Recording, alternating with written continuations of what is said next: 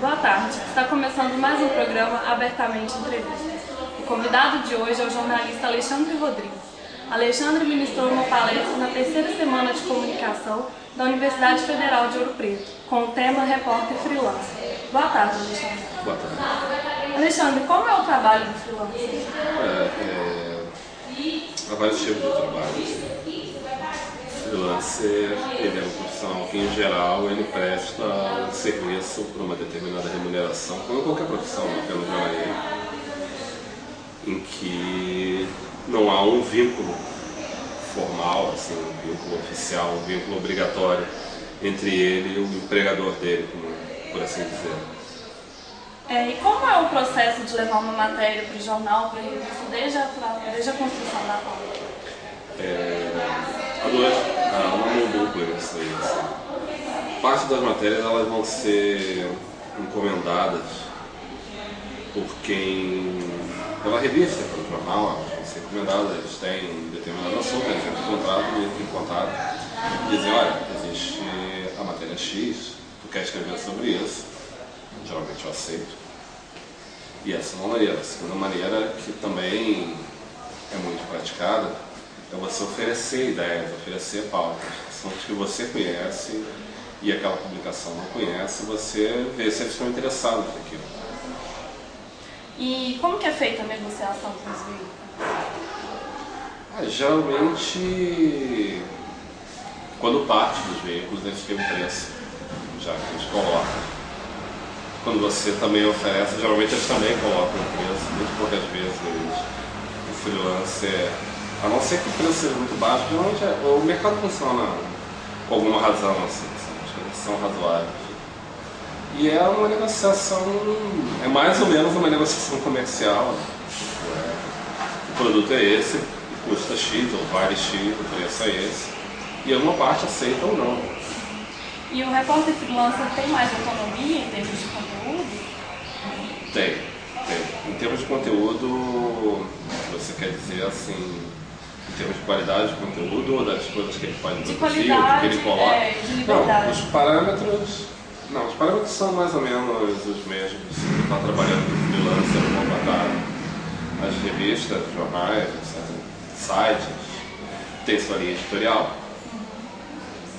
Eles têm sua forma de narrar notícias, alguns são mais engraçadinhos, alguns são normais. A Piauí, por exemplo, é uma revista que tem um estilo muito próprio dela. E você se adapta àquilo ali, como se você trabalhasse naquilo ali. O que há é a possibilidade de você fazer mais coisas interessantes do teu ponto de vista. Assim. Porque tu não vai sugerir uma ideia que você acha ruim, né? Uma coisa que não diz nada para ti. Tu vai fazer aquilo porque tu acha legal. E não é tão diferente do processo se você estiver trabalhando numa redação e chegar para o chefe, eu quero fazer uma matéria de tal coisa, tem tal coisa. Tu vai convencer o chefe ou não. Só que nesse caso, o teu chefe é uma pessoa para quem você trabalha mesmo, trabalha esporadicamente, ou trabalha de uma maneira não direta, não subordinada. Assim. A diferença que tu pode falar de autonomia, que tu pode ter, é que tu produz aquilo com menos interferência, ou com menos acompanhamento. Mas em algum momento tu vai entregar a matéria volta com pedidos de correção, dúvidas, como qualquer matéria de jornal, assim, de qualquer coisa de jornalismo. E como que é o fato de não ter o nome vinculado a nenhum jornal ou revista? Basicamente, não é tão não ter, entendeu? Essas coisas saem assinadas. Então lá, quando você está fazendo um texto para alguém, e entra em contato com outras pessoas, geralmente você anuncia, estou escrevendo um texto para a publicação X sobre isso aí, gostaria de fazer algumas perguntas. O processo é normal. Qual a diferença de que você, em vez de você dizer eu sou da publicação X, você diz, estou fazendo alguma coisa para a publicação X. Mas é normal a partir daí. E para o freelancer, o furo é mais importante do que para os outros jornalistas? Não possivelmente, porque assim, a gente trabalha com muito, no freelancer, quando a gente está falando de profissional autônomo, profissional que trabalha por trabalho, assim, ele não é tão preso ao furo. Assim. Vai acontecer do cara que tem uma ótima história, que vai oferecer a alguém, e aquela ótima história vai repercutir como se ela fosse uma matéria comum. Eu acho que é tão importante como para qualquer jornalista. Com a diferença que o freelancer ele trabalha muito mais em, como é que eu poderia dizer, em tornar aquele produto mais interessante. Ao passo que os jornalistas, que a gente pode chamar de mais fixos, eles trabalham mais na produção do que é principal. Daquilo que a revista, o jornal, o site, ele não pode deixar de dar, que ele considera principal. E ele não vai estabelecer com isso um filtro de ter que trabalhar com freelancer. Porque essas coisas, geralmente, elas exigem um acompanhamento mais contínuo. Mas, então é difícil, por exemplo, ser freelancer e trabalhar com jornalismo diário. Porque o jornalismo diário, ele tem essa coisa... Não quer dizer que ele não faça cobertura, faz cobertura, é normal. Mas quando a gente está falando de furo, a gente está falando de uma pessoa que trabalha cobrindo uma determinada área e que tem uma informação muito importante daquela determinada área. Vou pegar um exemplo agora, o caso do ministro Orlando Silva e a Veja. É difícil imaginar aquele tipo de denúncia feito por um freelancer porque o cara ele não cobre o governo. Ele não quer dizer que não haja furos constantes. Agora, a gente vai ter que pensar no que é o conceito de furo, por exemplo. Eu escrevo muito sobre ciência. Essas matérias elas não saem no Brasil antes de sair para os lugares onde eu escrevo. Tecnicamente elas são furos, elas são interessantes, elas saem com exclusividade ali, mas há de se convir que é diferente isso daquele furo tradicional. Conseguir alguma coisa muito importante, conseguir uma foto de alguém preso, conseguir uma entrevista com um acusado de um crime.